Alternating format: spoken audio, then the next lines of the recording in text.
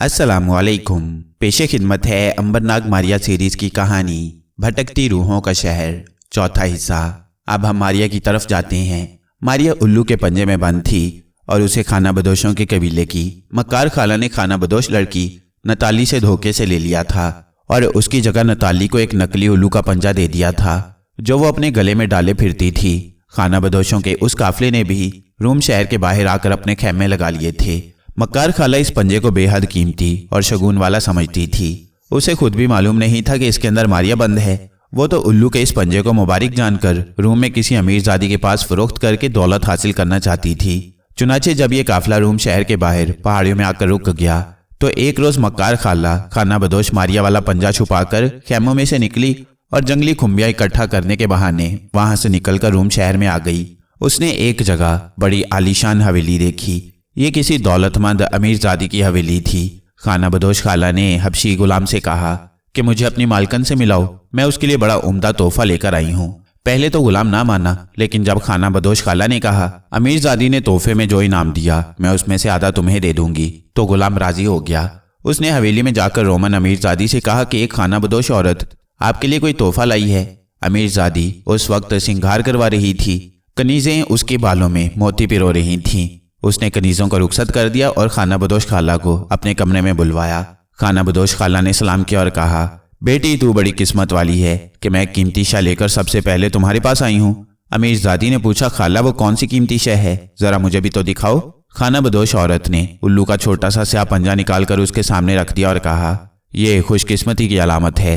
जिसके पास ये पंजा हो उसकी जवानी कभी नहीं ढलती, वो हमेशा जवान रहता है और कभी बीमार नहीं होता। अमीरजादी भी उस जमाने की दूसरी औरतों की तरह वहम परस्त औरत थी। उसने पंजा उठाकर गौर से देखा और बोली, खाला मैं ये खरीदना चाहती हूँ, बोलो मैं तुम्हें इसके इवज क्या पेश करूँ। खाना बदोश औरत ने कहा, तुम्हारी मर्जी है, तुम जो दोगी मैं उसे खुशी से कबूल कर लूंगी। अमीरजादी ने संदूक खोला और उसमें से सोने के 100 सिक्कों की थैली निकालकर खाना बदोश खाला को दी तो वो बहुत खुश हुई और सलाम करती हवेली से बाहर जाने लगी तो रुक गई। उसे ख्याल आ गया कि दरवाजे पर हबशी गुलाम उससे अपना हिस्सा मांगेगा। उसने अमीरजादी से कहा, बेटी मुझे बाहर खतरा है कि कोई मुझसे ये थैली ना छीन ले, इसलिए क्या तुम्हारी हवेली में कोई खुफिया दरवाजा भी है। अमीरजादी ने कहा, क्यों नहीं, मेरे साथ आओ। अमीरजादी ने खाला को एक खुफिया दरवाजे से बाहर निकाल दिया। खाना बदोश खाला खुश खुश अपने खेमों की तरफ रवाना हो गई। अमीरजादी ने उल्लू का पंजा अपने सिंगार में इसकी दराज में रख दिया कि अपने सुनार से कहकर इसमें सोने की जंजीर डलवाएगी और फिर इसे अपने गले में पहन लेगी। इत्तफाक से एक कनीज ने जो बूढ़ी हो रही थी अपनी अमीरजादी और खाना बदोश औरत की बातें सुन ली थीं और उसको मालूम हो गया था कि अमीरजादी के पास उल्लू का एक ऐसा तिलिस्मी पंजा आ गया है जो बूढ़ी औरत को जवान कर सकता है। उसके दिल में ख्याल आया कि क्यों ना वो ये पंजा खुद अपने पास रख ले और इसकी जगह नकली पंजा रख दे। ये बूढ़ी कनीज खुद जवान होना चाहती थी। उसी रोज वह जंगल में गई और एक उल्लू को शिकार करके उसका पंजा काटा, उसे गर्म पानी से धोकर सुखाया और शाम को अमीरजादी के दराज में रखकर असली पंजा निकाल लिया। इस बूढ़ी कनीज का एक बेटा भी था जिसके सर पर सिर्फ एक ही धुन सवार थी कि किसी तरह वो दौलत हासिल करके ऐशो इशरत की जिंदगी बसर करे। इस ख्वाहिश को पूरा करने के लिए बूढ़ी कनीज के बेटे ने, जिसका नाम योनास था, शहर के एक जादूगर काहिन की खिदमत हासिल कर रखी थी। वो उस काहिन की सुबह शाम खिदमत करता था कि किसी तरह वो उसे कोई ऐसा जादू या मंत्र बता दे कि जिस पर अमल करके योनास को बेपनाह दौलत हाथ आ जाए। उसने अपनी माँ यानी उधेड़ उम्र कनीज को उल्लू का पंजा लाकर संदूकची में रखते देखा तो बोला, अम्मा ये मनहूस पंजा तुम कहाँ से लाई हो। बूढ़ी कनीज ने मुस्कुरा कर कहा, बेटा इसे मनहूस ना कहो, ये तो बड़ा मुबारक है। योनास ने कहा, क्यों, इसमें ऐसी कौन सी खास बात है। बूढ़ी कनीज बोली, बेटा इस पंजे की वजह से ना सिर्फ ये कि मैं फिर से जवान हो जाऊंगी बल्कि तुम भी हमेशा जवान रहोगे और कभी बूढ़े नहीं होगे। लालची योनास की तो आंखें खुल गईं। उसने सोचा कि अगर ये पंजा मैं अपने काहिन दोस्त को जाकर तोहफे के तौर पर पेश करूं तो वो खुश होकर मुझे जरूर दौलत हासिल करने का नुस्खा बता देगा। चुनाचे दूसरे ही रोज जब बूढ़ी कनीज अमीरजादी की हवेली में गई तो योनास ने संदूकची में से मारिया का पंजा निकाल लिया और उसे लेकर सीधा अपने काहिन दोस्त के घर जा पहुंचा। ये काहिन एक बड़ा तजुर्बाकार और होशियार आदमी था। उसने मारिया के पंजे को अपने हाथ में लेते ही महसूस किया कि इस पंजे में किसी जानदार की रूह मौजूद है। ये किसकी रूह हो सकती है, उसने अपने दिल में सोचा। फिर खुद ही उसके दिल ने उसे जवाब दिया कि ये रूह उसी उल्लू की है जिसका ये पंजा है। वह जिंदगी में पहली बार ऐसे उल्लू के पंजे को देख रहा था जिसमें उल्लू की रूह अभी तक मौजूद थी। उसने योनास से कहा, इस पंजे में कोई खास बात नहीं है, लेकिन तुम्हारी खातिर मैं इस पर एक तिलिस्म पढ़कर फूंकूंगा, फिर इस पंजे की मदद से जितनी चाहे दौलत हासिल कर लेना। योनास ने कहा, लेकिन मैं तो इसे अम्मा की संदूकची में से चुरा कर लाया हूँ, इसका पता चल गया तो वो मुझसे ये पंजा वापस मांगेगी। काहिन ने कहा, इसकी जगह मैं तुम्हें एक दूसरा पंजा देता हूँ, तुम वो संदूकची में रखाओ। योनास ने ऐसा ही किया और नकली पंजा ले जाकर बूढ़ी कनीज की संदूकची में रख दिया। रोमन काहिन के पास रूह वाला पंजा आ गया था। वो जानता था कि अगर वो इस पंजे को तिब्बत के लामा के पास ले जाए तो वो उसे इसके बदले इतनी दौलत देगा कि रोमन काहिन सारी जिंदगी ऐश करेगा। बस उसने एक रोज सुबह सुबह एक बिस्तर और कुछ खुश्क गोश्त और पानी की छागल घोड़े पर रखी, उल्लू का पंजा जेब में डाला और मुंह अंधेरे ही रूम शहर से निकलकर शुमाल की जानिब तिब्बत की तरफ रवाना हो गया, जो लामाओं का देश था। यूं मारिया उल्लू के पंजे में कैद तिब्बत की तरफ रवाना हो गई। इधर अंबरनाग, केटी और थिसोंग अय्यार योरागी के मकान वाले बाग में खुफिया जगह पर रह रहे थे। अभी तक नाग का कोई सुराग नहीं मिला था। मारिया भी अभी तक उन्हें नहीं मिल सकी थी। जब उन्हें वहां रहते हुए एक हफ्ता गुजर गया तो केटी ने कहा, अब यहाँ रहना फजूल है, बेहतर है कि हम यहाँ से निकलकर किसी दूसरी जगह नाग को ढूंढते हैं। थिसोंग और अंबर सोच में पड़ गए। केटी ने कहा, एक बात साबित हो चुकी है कि अय्यार योरागी अब इस मकान में लंबे अरसे तक नहीं आएगा। अगर नाग को उसने कब्जे में कर रखा है तो फिर हमें चाहिए कि हम यहाँ से निकलकर उसे तलाश करें। थिसोंग कहने लगा, बात तो माकूल है अंबर, क्या ख्याल है तुम्हारा? अंबर बोला, लेकिन हम यहाँ से जाएंगे किस तरफ? केटी ने कहा, यहाँ से मशरिक की तरफ क्रेट का मुल्क है जो चारों तरफ समुंदर से घिरा हुआ है। इस वक्त वहाँ इल्म फन और तहजीब के साथ साथ जादू टूना भी बहुत होता है। मुमकिन है अय्यार योरागी नाग को लेकर किसी खास जादूगर को हासिल करने के लिए क्रेट की तरफ ही गया हो। इस एतबार से हमें क्रेट चलना चाहिए। अंबर ने कहा, ठीक है, क्रेट इस वक्त एक तहजीब याफ्ता मुल्क और शहर है। हमारे पास सोने के सिक्के भी हैं, हम जहाज में बैठकर वहां जा सकती हैं। थिसोंग कहने लगा, तो फिर हमें आज ही क्रेट की तरफ रवाना हो जाना चाहिए, वक्त ज़ाया करने से कोई फायदा नहीं। चुनाचे उसी रोज थिसोंग, अंबर और केटी रोम से क्रेट की तरफ रवाना हो गए। क्रेट पर उन दिनों मिनियास दोइम बादशाह की हुकूमत थी। असल में ये बात आप भी याद रखें कि उस जमाने में क्रेट के हर बादशाह को मिनियास कहते थे। जिस तरह कदीम मिस्र के हर हुक्मरान को फिरौन के लक़ब से पुकारा जाता था। जिस जमाने में थिसोंग, अंबर और केटी क्रेट के शहर में दाखिल हुए, वहां मिनियास दोइम हुकूमत करता था। ये शहर बड़ा खुशहाल और तरक्की याफ्ता था। मिस्र, बाबल, हिंदुस्तान और चीन और रोम से तजारती ताल्लुकात कायम थे। शहर के गिर्द एक ऊंची दीवार थी, सड़कें कुशादा थी, इमारतें 4-4 मंजिला थीं। शहर के अंदर कोने पर बादशाह मिनास के महल का किला था, जिसकी दूसरी जानिब समुंदर था। थिसोंग, केटी और अंबर हस्बे मामूल यहाँ एक कारवा सराय में उतरे और उन्होंने शहर में नाग और मारिया का खोज लगाना शुरू कर दिया। इस शहर में भी उन्हें नाग और मारिया की खुशबू कहीं महसूस नहीं हुई थी। दिन भर वो शहर में इधर उधर फिरते रहे। केटी चूंकि गैबी हालत में थी, इसलिए वो बादशाह के महल का भी चक्कर लगा आई थी। शाम को वो कारवां सराय में आकर बैठ गई। सर्दी का मौसम था। अगरचे ये तीनों गर्मी सर्दी से बेनियाज थे, फिर भी वो बरामदे में ही बैद के मुंडों पर बैठे रहे। उनके करीब ही कुछ मुसाफिरों ने आग का अलाव रोशन कर रखा था और एक आदमी उन्हें मुल्क अफ्रीका के रोंगटे खड़े कर देने वाली दास्तानें सुना रहा था। ये कहानियां केटी, थिसोंग और अंबर के लिए नई नहीं थी। वो खुद इससे ज्यादा खौफनाक, दहशतनाक वाकयात से गुजर चुके थे। जब रात गहरी हो गई तो मुसाफिर अलाव के पास से उठकर अपनी अपनी कोठरियों में सोने के लिए चले गए। अलाव भी आहिस्ता आहिस्ता बुझने लगा। थिसोंग बोला, मेरा ख्याल है अब हमें भी अपनी अपनी कोठरियों में चलकर आराम करना चाहिए। लोग क्या कहेंगे कि हम यहाँ किस लिए पहरा दे रहे हैं। अंबर और थिसोंग अपनी कोठरी में चले गए। केटी के लिए भी उन्होंने एक अलग कोठरी किराए पर ले ली थी, मगर सराय वाले ने महसूस किया था कि कोठरी सुबह से खाली पड़ी है। केटी के कोठरी में होते हुए भी कोई उसे नहीं देख सकता था। लोग यही समझते कि कोठरी खाली है। केटी भी अपनी कोठरी में आ गई। वहां 2 चारपाइयां बिछी हुई थीं। बीच में लकड़ी का एक मेज भी पड़ा था, जिस पर पानी से भरी हुई सुराही और प्याला भी रखा था। केटी एक चारपाई पर लेट गई। जब रात आधी से ज्यादा गुजर गई तो केटी ने बाहर किसी के कदमों की आवाज सुनी। इसके साथ ही कोठरी का दरवाजा खुल गया और 2 आदमी एक औरत के मुंह पर हाथ रखे उसे घसीटते हुए अंदर ले आए। केटी जल्दी से उठकर बैठ गई। ये दोनों आदमी राहजन किस्म के जुराइम पेशा लग रहे थे। उन्होंने औरत को चारपाई पर डाल दिया। औरत बेहोश थी। एक आदमी ने दूसरे से कहा, मार्कस, दरवाजा अंदर से बंद कर दो। मार्कस ने फौरन दरवाजा बंद कर दिया। फिर वह चारपाई के पास आकर बोला, गार्शन, हमें सुबह होने से पहले पहले इस औरत को यहाँ से निकाल कर ले जाना होगा। गार्शन ने कहा, ले चलेंगे, मगर पहले इस बात की तसल्ली हो जानी चाहिए कि इसके लवाहकीन पीछे नहीं आ रहे। मार्कस बोला, वो तो कब के कहाँ पीछे रह गए हैं। मैंने उन्हें ऐसा धोखा दिया कि वो रास्ते से भटक गए। इस वक्त वो समुद्र में ना जाने कहां से कहां पहुंच चुके होंगे। गार्शन भी चारपाई पर बैठ गया और सर पर हाथ फेर कर बोला, वो लोग पौ फटने से पहले कश्ती लेकर चट्टान वाले किनारे पर नहीं आएंगे। हमें किसी न किसी तरह बाकी रात इसी कोठरी में गुजारनी होगी। ये तो अच्छा हुआ कि ये खाली कोठरी मिल गई। केटी दूसरी चारपाई पर बैठी इन जुराइम पेशा आदमियों की बातें बड़े गौर से सुन रही थी। जो उस औरत को अगवा करके ना जाने कहाँ लिए जा रहे थे। केटी उस कोठरी से निकलकर दूसरी कोठरी में जाने लगी कि अंबर और थ्यूसोंग को यह सारा किस्सा सुनाए। वो बंद दरवाजे में से गुजरने लगी तो उसका हाथ सुराही पर जा पड़ा। सुराही के ऊपर रखा हुआ प्याला नीचे गिर पड़ा। गार्शन और मार्कस ने एक दूसरे की तरफ चौंक कर देखा। ये प्याला अपने आप कैसे गिर पड़ा? दोनों की आंखों में एक ही सवाल था। गार्शन ने प्याला उठाया और बोला, हो सकता है जलजले का एक झटका आ गया हो। केटी ने दूसरी कोठरी में जाकर थ्यूसोंग और अंबर को सारा किस्सा सुनाया तो अंबर ने कहा, मैं अभी उस औरत को उन बदमाशियों से रिहाई दिलवाता हूँ। केटी बोली, ये दो नहीं बल्कि इनका पूरा गिरोह है। मैं चाहती हूँ कि इनका पीछा करके देखूं कि इनके गिरोह के दूसरे बदमाश कौन हैं, ताकि एक बार ही इन सबको खत्म कर दिया जाए। थ्यूसोंग मुस्कुराकर कहने लगा, तो गोया तुम इनका ताकुब करोगी? क्यों नहीं? केटी ने तुनक कर कहा, क्या मैं किसी का ताकुब नहीं कर सकती? क्या मैं किसी औरत की मदद के लिए कोई दिलेराना कारनामा सरंजाम नहीं दे सकती? अंबर ने हाथ उठाकर कहा, केटी बहन हौसला रखो। कौन कहता है कि तुम दिलेर और बहादुर नहीं हो? मगर तुम भी चली गई तो कहीं ऐसा ना हो कि हमें तुम्हारी भी तलाश शुरू करनी पड़ जाए। केटी ने कहा, लेकिन मैं उस बदनसीब औरत को भी उन जालिमों के पंजे में फंसा हुआ नहीं देख सकती। तुम मेरी फिक्र न करो, मैं किसी को दिखाई नहीं देती। मेरा ये लोग कुछ नहीं बिगाड़ सकते। थ्यूसोंग कहने लगा, जैसे तुम्हारी मर्जी बाबा, हम तुम्हें कुछ नहीं कहते। तुम उन लोगों के ताकुब में जा सकती हो, लेकिन तुम्हें शाम होने से पहले पहले वापस इसी सराय में आ जाना होगा।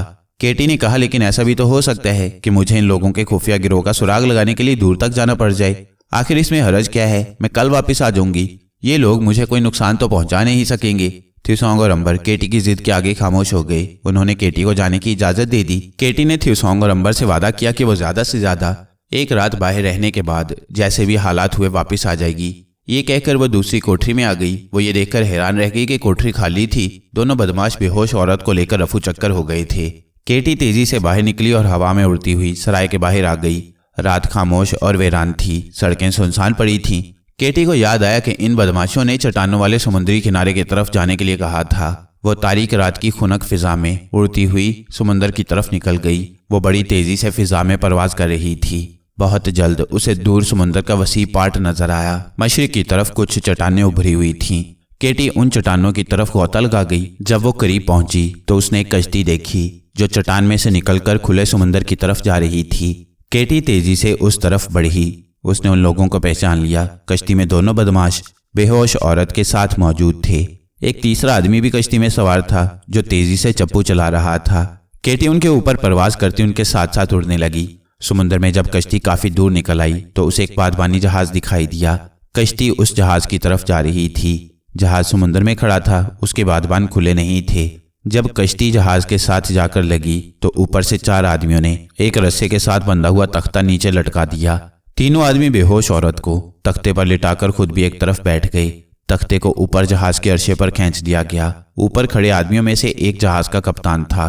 उसने चिल्लाकर कहा, लंगर उठाकर बादबान खोल दो, हम बंदरगाह की तरफ जाएंगे। मल्लाहों ने उसी वक्त लंगर उठाया और बादबान खोल दिए। हवा भरते ही जहाज ने नेपल्स की तरफ चलना शुरू कर दिया। बाकी सारी रात जहाज समुद्र में सफर करता रहा। नेपल्स वहां से ज्यादा दूर नहीं था। सुबह की पहली किरण के साथ ही नेपल्स के कदीम शहर की रोशनियां नजर आने लगीं। नेपल्स वो शहर था जहां गलियों में फर्श की जगह पानी की नहरें बहती थीं। असल में ये शहर कदीम जमाने ही से एक बहुत बड़ी झील पर आबाद है और लोग घरों से निकलकर कश्तियों और गंडोलों में बैठकर एक दूसरे के घरों और दुकानों पर जाते हैं। पुराने जमाने में भी लोग इसी तरह कश्तियों और गंडोलों में ही सफर करके एक दूसरे के घरों तक जाया करते थे। इस शहर में कदीम तरीन इमारतें थीं। बाज ऐसी हवेलियां और कदीम महल थे कि जो वीरान पड़े थे, क्योंकि पानी आहिस्ता आहिस्ता वक्त के साथ साथ उन हवेलियों और महलों के अंदर तक आ गया था। इस शहर को भटकती रूहों का शहर कहते थे, क्योंकि इस शहर के कुछ इलाके ऐसे थे जहां सारे के सारे मकान और हवेलियां खाली और वीरान पड़ी थीं। इसकी वजह यह थी कि उन मकानों और हवेलियों की पहली मंजिलों में समुद्री झील का पानी दाखिल हो चुका था और वहां रहने वाले अरसा हुआ वहां से चले गए थे।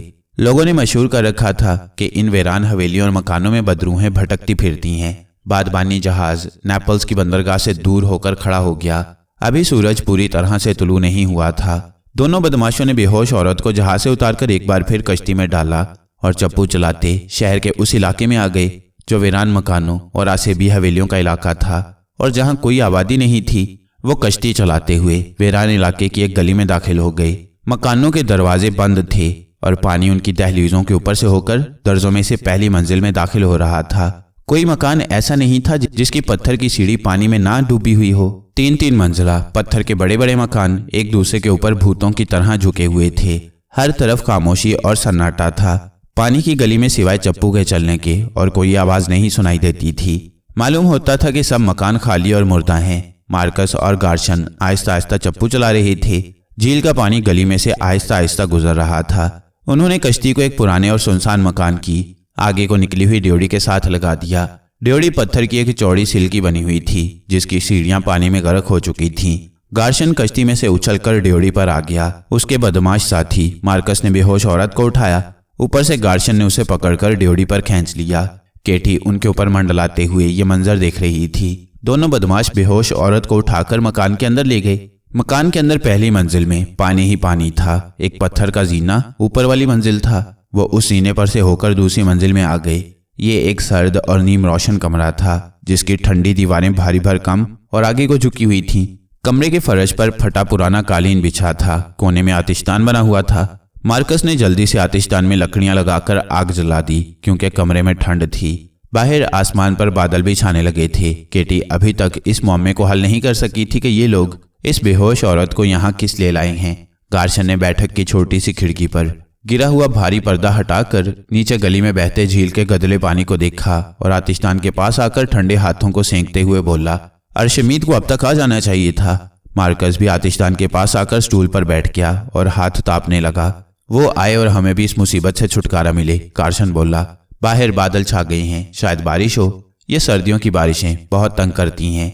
केटी गैबी हालत में आतिशदान के करीब ही एक तरफ खड़ी उनकी बातें सुन रही थी। आतिशदान में शोले भड़कने लगे थे जिनकी वजह से कमरे में हल्की हल्की गर्माइश और रोशनी हो गई थी।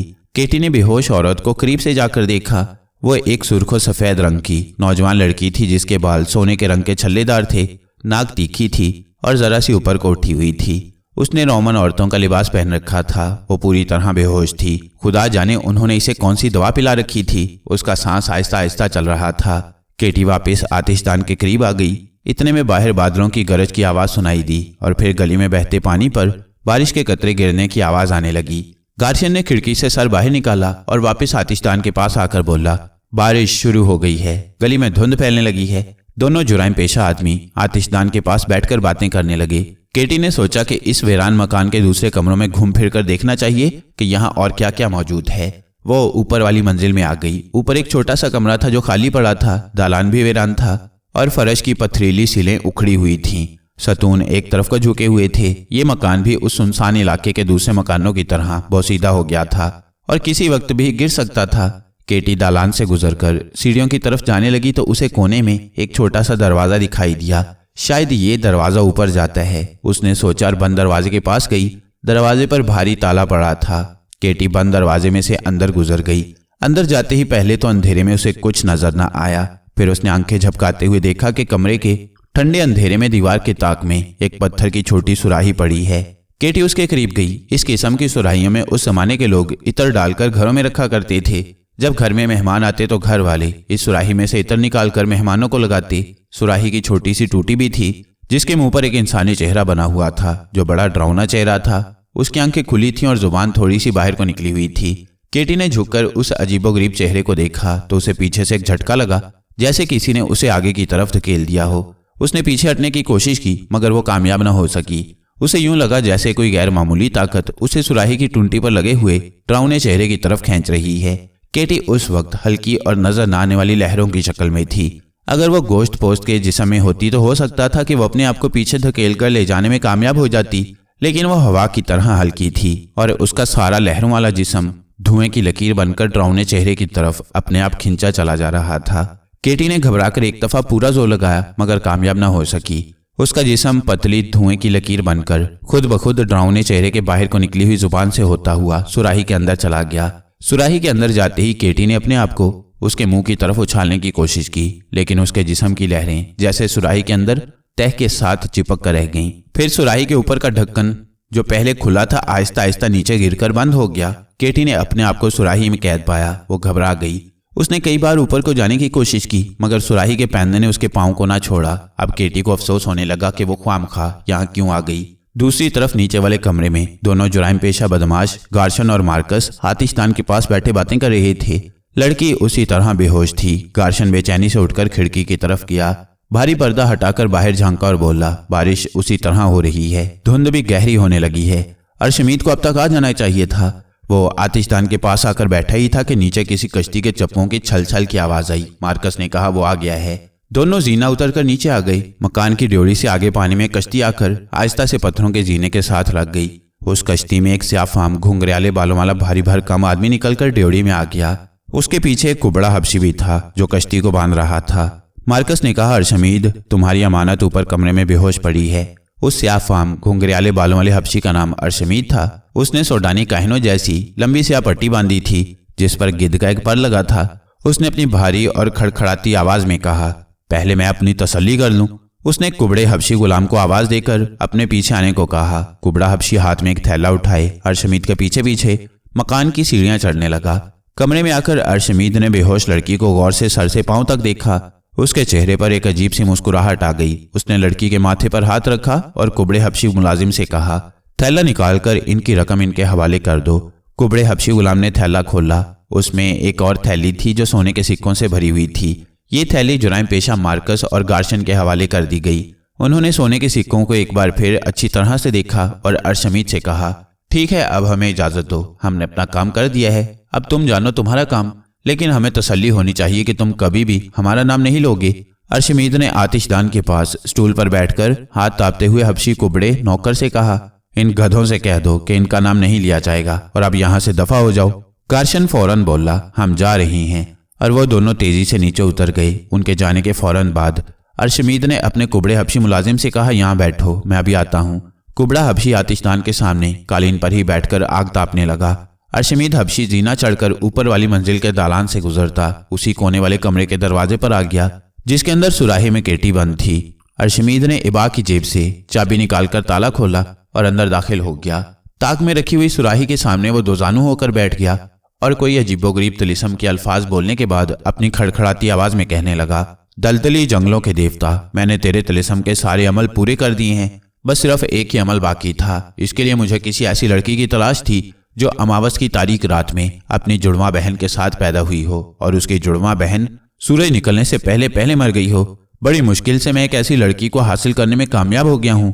अब मैं इसे तेरे खुफिया मंदिर में तेरे हजूर पेश करने के लिए अफ्रीका के उस जंगल की तरफ जा रहा हूँ जहां आज तक किसी इंसान का गुजर नहीं हुआ। मेरी मदद करना। ये कहकर अर्शमीद ने दलदली देवता के डरावने चेहरे वाली सुराही को ताक में से उठाया, उसे अपनी लंबी इबा की जेब में रखा और निचली मंजिल में वापस आ गया जहां कुबड़ा मुलाजिम आतिशदान के सामने उसी तरह बैठा था। अर्शमीद ने इसे हुक्म दिया कि नीचे कश्ती में ले जाकर इसे रखो, मैं आ रहा हूँ। कुबड़ा हबशी फौरन सर झुकाकर नीचे चला गया। उसके बाहर जाने के बाद अर्शमीद हबशी बेहोश लड़की के पास आकर दोजानू होकर बैठ गया।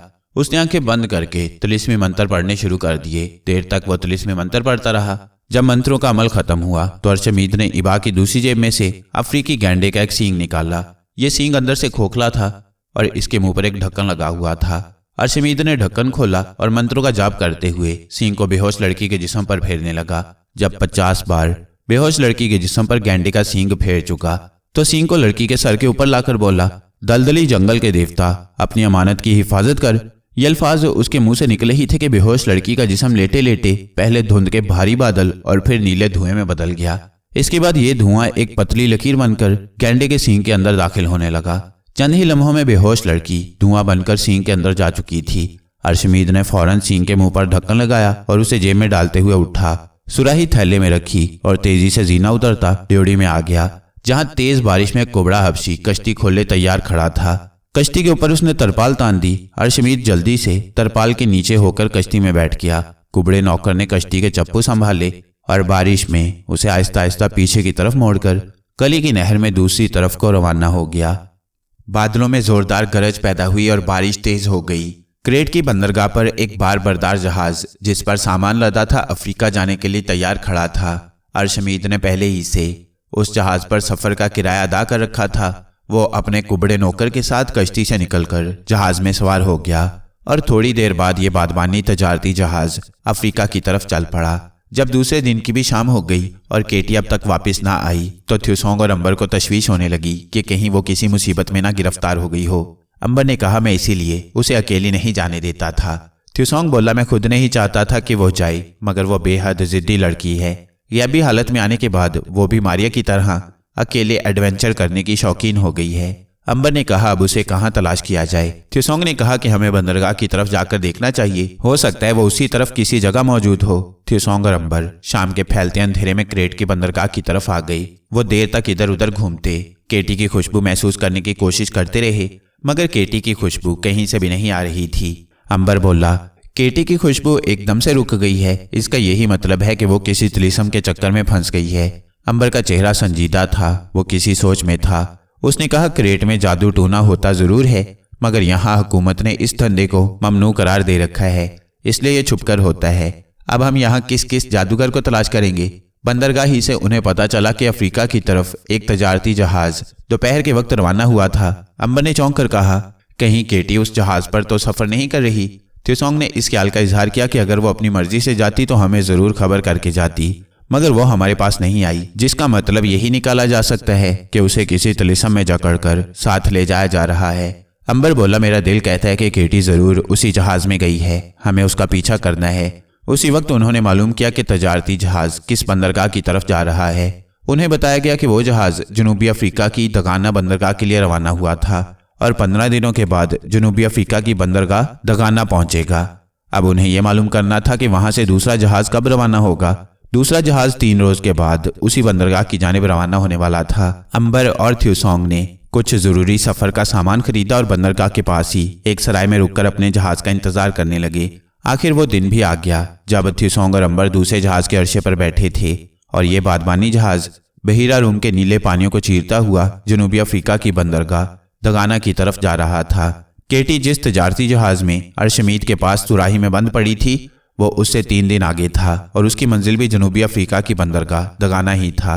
दिलचस्प बात यह थी कि अर्शमीद अगरचे जादूगर था, मगर वो खुद भी इस हकीकत से नावाकिफ था कि एक गैबी लड़की केटी उसके थैले में रखी हुई सुराही में बंद है और बाहर नहीं निकल सकती।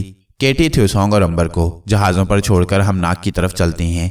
रोमन काहिन मारिया के पंजे को लेकर मुल्क तिब्बत की तरफ रवाना हो चुका है, जहां वो उसे तिब्बत के बड़े लामा के हुजूर पेश करके बहुत बड़ा इनाम इकराम वसूल करना चाहता था। उसे सिर्फ इतना ही मालूम था कि इस उल्लू के पंजे में उल्लू की रूह धड़क रही है। उसे ये खबर नहीं थी कि इस पंजे में मारिया कैद है। तीसरी जानिब अय्यार योरागी अपने बाजू पर नाक के बालों की राख वाला तावीज बांधे साइरीने के असली गवर्नर को हलाक कर देने के बाद खुद साइरीने के गवर्नर की शक्ल में वहां शाही महल में रहने लगा था और अपने सिपा सालार के साथ मिलकर रूम के बादशाह के खिलाफ साजिश की तैयारियां शुरू कर रहा था।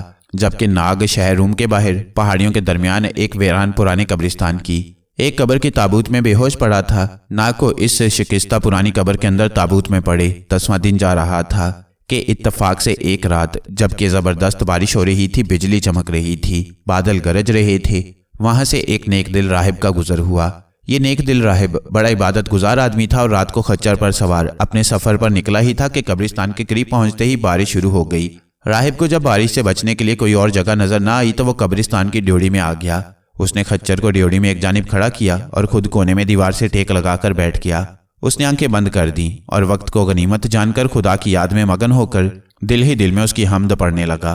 नेक दिल राहिब का ज़मीर खुदाए वाहिद की इबादत से रोशन हो गया था। खुदा की इबादत करते करते उसे यूं महसूस हुआ जैसे कोई उसे कब्रिस्तान में जैतून के दरख्तों के झुंड की तरफ चलने का इशारा कर रहा है। जब तीसरी बार ऐसा ही हुआ तो राहिब ड्योढ़ी से निकलकर बारिश ही में कब्रों के दरमियान से गुजरता जैतून के दरख्तों के पास आकर रुक गया। यहाँ अंधेरे में उसे कब्र के सुराख में से पानी अंदर जाता नजर आया। राहिब ने अपने दिल में ध्यान करके जरा सी तवज्जो दी तो उसे जैसे एक गैबी पुरसुकून आवाज आई, इस कब्र को खोलो। राहिब ने कब्र की मिट्टी को हटाना शुरू कर दिया। जल्द ही उसे एक पुराना ताबूत नजर आया। उसने उस ताबूत का ढकना उठाकर परे किया तो देखा कि ताबूत में एक बिल्कुल सही हालत में लाश पड़ी है। पहले तो वो उसे लाश ही समझा, मगर जब उसने हाथ लगाया तो लाश का जिस्म गर्म था और उसका दिल भी धड़क रहा था। ये नाग था। नेक दिल राहिब ने नाग को ताबूत में से निकालकर अपने कांधे पर डाला और ड्योढ़ी में लाकर जमीन पर लिटा दिया। अब उसने मुकद्दस आयात का विर्द शुरू कर दिया और नाग के जिस्म पर थोड़ी थोड़ी देर बाद दम करने लगा। मुकद्दस आयात के असर से अल्लाह ताला ने नाग का तिलिस्म खत्म कर दिया। नाग ने आंखें खोल दी। नेक दिल राहिब ने शफकत से पूछा, बेटा तुम कौन हो? तुम्हें इस ताबूत में किसने जिंदा बंद कर दिया? नाग उठकर बैठ गया। उसे अपना सर कुछ हल्का हल्का महसूस हो रहा था। उसने अपने सर पर हाथ फेरा तो वहां बाल गायब थे। नाग ने कहा, आपने मुझे ताबूत से निकाला है मुकद्दस राहिब? नाग ने अंधेरे में भी उस राहिब के मजहबी लिबास को देख लिया था। नेकदिल राहिब ने कहा, हाँ बेटा, तुम ताबूत में बंद थे। मैं तो इधर से गुजर रहा था कि मेरे दिल में एक आवाज़ आई कि कब्र की तरफ चलो। मैंने कब्र को खोला तो तुम ताबूत में बंद थे। मुझे बताओ, तुम्हें किसने बंद कर दिया था? नाग को अब सब कुछ याद आ गया था कि किस तरह लंबी दाढ़ी वाले अय्यार योरागी ने खाने के दौरान उन्हें अंगूर का मशरूब पिलाया था। वो बेहोश हो गया होगा और अय्यार योरागी ने उसे पुरानी कब्र में दफन कर दिया। उसे अंबर और थ्यूसोंग और केटी का ख्याल आने लगा कि यकीनन वो भी मशरूब पीने के बाद बेहोश हो गए होंगे। खुदा जाने उनके साथ इस मक्कार शख्स ने क्या सलूक किया होगा। नाग ने अपने बालों के बारे में अंदाजा लगाया कि योरागी जरूर कोई जादूगर है। उसे जादू के जोर से इल्म हो गया होगा कि मैं नाग देवता हूं और उसने मेरे बालों को काट कर यकीनी तौर पर कोई खास तलीसम किया होगा। ये सब कुछ नाग दिल में सोच रहा था। उसने नेकदिल राहिब को ये सारी बातें बयान करने की जरूरत महसूस न की। उसने कहा, मुकद्दस राहिब, मेरे साथ एक शख्स ने दुश्मनी की है। मैं आपका बेहद शुक्रगुजार हूं कि आपने मेरी मदद की और मुझे इस कब्र से निकाला। नेकदिल राहिब ने नाग को तसल्ली दी और कहा, बेटा, जिसने तुम्हारे साथ ये ज्यादती की है खुदावंद उसको इसकी जरूर सजा देगा। इस दुनिया में हम जो अमल करते हैं हमें उसका बदला जरूर मिलकर रहता है। अच्छा अमल करते हैं तो उसका सवाब मिलता है, बुरा अमल करते हैं, गुनाह करते हैं तो उसकी भी सजा मिलकर रहती है। तुम अपने दुश्मन को मुआफ कर दो, खुदा उसे खुद ही सजा देगा। नाग ने कहा, ऐसा ही करूंगा मुकद्दस राहिब। मैं एक बार फिर आपका शुक्रिया अदा करता हूँ। मुझे ये बताइए कि रूम शहर का पुराना कब्रिस्तान है कि कोई दूसरा शहर है? नेकदिल राहिब ने कहा, रूम शहर का ही पुराना कब्रिस्तान है। नाग को तसल्ली हुई कि उसे किसी दूसरे मुल्क में ले जाकर दफन नहीं किया गया।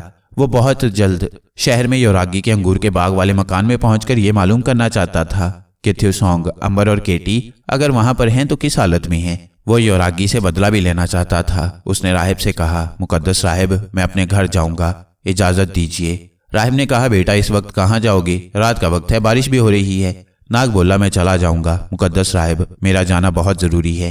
ये कहकर नाग ने बड़ी अकीदत से मुकद्दस राहिब के हाथों को चूमा और कब्रिस्तान की ड्योढ़ी से बाहर निकल आया।